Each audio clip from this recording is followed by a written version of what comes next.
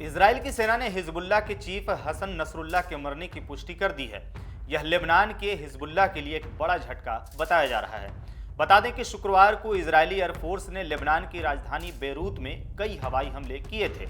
Israel ने अपने इस हमले में आतंकी संगठन हिजबुल्लाह के मुख्यालय को निशाना बनाया था, जहां बेरूत के दही में किए गए इस हमले में 6 इमारतों को निशाना बनाया गया, जिसमें हिजबुल्लाह के कई आतंकियों के मारे जाने की भी खबर आई थी। साथ ही इसमें हिजबुल्लाह के चीफ हसन नसरुल्लाह के होने की भी खबर थी। इजरायली धमाकों के बाद हिजबुल्लाह ने हसन नसरुल्लाह के मारे जाने को लेकर के नहीं माना था। ऐसी रिपोर्ट्स आती रही कि हसन नसरुल्लाह जिंदा है। हालांकि एक इजरायली अधिकारी ने कहा था कि उन्होंने जो बम गिराए हैं उसमें नसरुल्लाह का जिंदा बच पाना मुश्किल है, लेकिन अब इजरायली सेना ने एक ट्वीट कर इसकी पुष्टि कर दी है।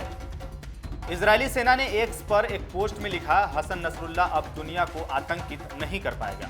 हसन नसरुल्लाह की मौत की पुष्टि के बाद इजराइल के लिए एक बड़ी कामयाबी माना जा रहा है। उधर इस घटना के बाद मिडिल ईस्ट में ईरान के लिए एक बड़ा झटका माना जा रहा है, क्योंकि ईरान हिजबुल्लाह के बहाने ही इजराइल पर दबाव बनाता था। बता दें कि नसरुल्लाह की मौत से पहले हिजबुल्लाह के कई टॉप कमांडर्स को इजराइल ने ढेर कर दिया था। वहीं लगभग 2 महीने पहले हमास चीफ इस्माइल हानिया को भी ईरान में इजराइल ने मार डाला था। इधर IDF chief lieutenant general Herzi Halevi ने हिजबुल्लाह प्रमुख हसन नसरुल्लाह की मौत पर प्रतिक्रिया देते हुए कहा, यह टूल बॉक्स में टूल का अंत नहीं है। संदेश साफ है और सीधा है, जो कोई भी इजराइल के नागरिकों को डराने या धमकाने की कोशिश करेगा, हम जानते हैं कि उन तक कैसे पहुंचना है। उत्तरी इजराइल में हिजबुल्लाह के रॉकेट हमलों के जवाब में आईडीएफ ने पूर्वी और दक्षिणी लेबनान में हिजबुल्लाह के दर्जनों ठिकानों को निशाना बनाया। इजरायली फाइटर जेट्स ने दक्षिणी बेरूत में हिजबुल्लाह के गढ़ों पर शुक्रवार की रात भारी बमबारी की।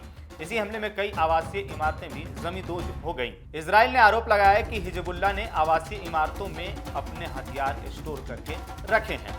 आपको बता दें कि हिजबुल्लाह चीफ हसन नसरुल्लाह का जन्म 31 अगस्त 1960 को बेरूत के बुर्ज हम्मूद में हुआ था। जब वह हिजबुल्लाह में शामिल हुआ था तब उसकी उम्र महज 22 साल थी।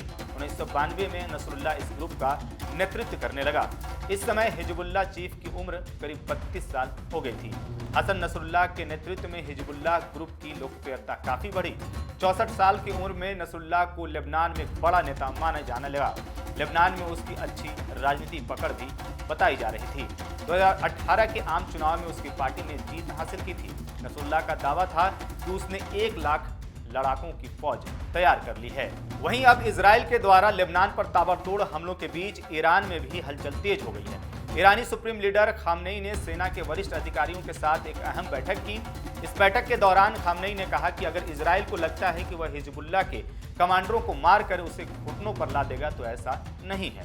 उन्होंने कहा कि हिजबुल्लाह कमांडरों की हत्या हिजबुल्लाह के हौसलों को नहीं तोड़ सकती है। सेना के अधिकारियों के बैठक में खामनेई ने कहा कि बीते कुछ दिनों में हिजबुल्लाह के कुछ प्रभावी सैनिक शहीद जरूर हुए हैं। इससे निस्संदेह हिजबुल्लाह को नुकसान हुआ है, लेकिन यह उस तरह का नुकसान नहीं था जो हिजबुल्लाह को घुटनों पर ला दे।